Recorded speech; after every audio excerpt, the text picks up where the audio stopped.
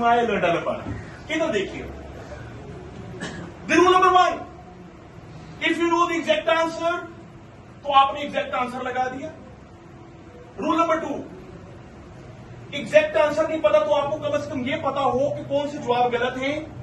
अगर आपको पता है ABCD में से A और C गलत है तो B और D में प्रोबेबिलिटी आपकी बढ़ जाएगी रेशियो की सही जवाब लगाने की। जो पहले 25% थी चांसेस नंबर लेने की, तो वो ही चांसेस बढ़ के 50% होगी। MC को छोड़ के ना आए, क्योंकि जीतने के ये बाजी इश्क की बाजी है, जो चाहो लगा दो डर कैसा। अगर जीत गए तो क्या कहने, हारे भी तो बाजी मात नहीं। मेरा पॉइंट समझ रहे हैं? रूल नंबर 3, अगर तुक्का लगाना है तो जब इंसान पेपर डिजाइन कर रहा होता है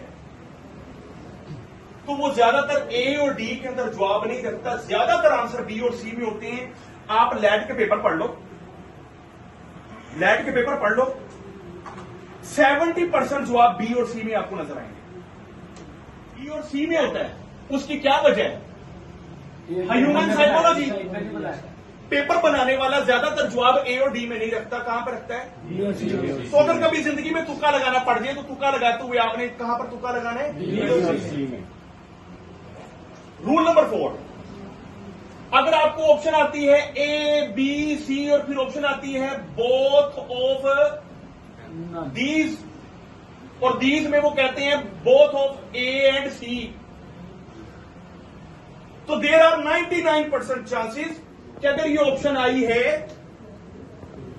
अगर ये ऑप्शन आई है, या तो आपको सही जवाब पता हो, अगर ये कोई ऑप्शन आई है तो कोई तो गड़बड़ है अभी जी हैं?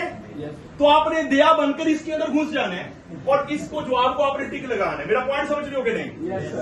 पॉइंट समझ आया? सालक मैं तुक्का सिस्टम बता रहा हूं आपको। इन केस अगर आपको ऑप्शंस आती हैं A, B, C और नन ऑफ दीज, अब कई बंदे कहेंगे उस्ताद सिखा ही रहा पढ़ा नहीं रहा है, तुक्का सिस्टम सिखा। मैं आपको बेटा वो बातें बता रहा हूं, अब तैयारी करें पूरी, हार्ड वर्किंग भी करें, लेकिन स्मार्ट वर्किंग भी तो होनी चाहिए ना। किन केस कुछ नहीं आता, माइंड स्किप हो गया है, तो आपको पता होना चाहिए या एग्जैक्ट आंसर या रॉन्ग आंसर को खत्म करके एग्जैक्ट आंसर तक पहुंचे। अगर कुछ नहीं आता B, C के अंदर तुक्का लगाएं। अगर बोथ ऑफ दीज या नन ऑफ दीज की ऑप्शन आई है तो कोई तो वजह है ना SP प्रदुमन, कोई ना कोई तो वजह होगी।